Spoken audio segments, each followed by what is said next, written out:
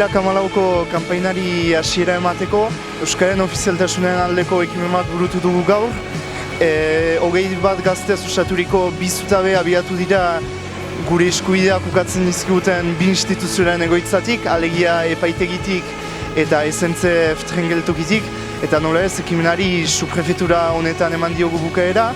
Badakigu haien egoitza nagusi hauetan letra handiz egalite idatzi ohi dutela, berdintasunarekin ahoa betetzen zaie, baina gure ustez egunerokoan ukatzen dizkiguten eskubideak, Euskaldun gisa ukatzen dizkiguten eskubide horiek dira berdintasun ezaren erakusle.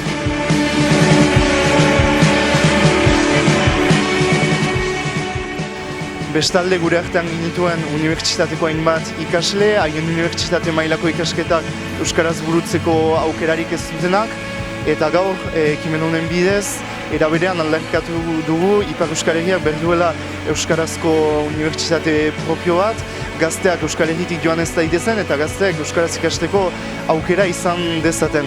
Unibertsitateko ikasleetaz gain, Etxepare Elizioko ikasle batzuk ere baziren gure artean, eta azpimarratzekoa da, horiek hemendik bi astera basoa ia osoki frantsesez pasa behar dutela, beraz hemendik elkartasuna bidali diegu eta baso euskarazek daraman borroka sustengatu nahi izan dugu.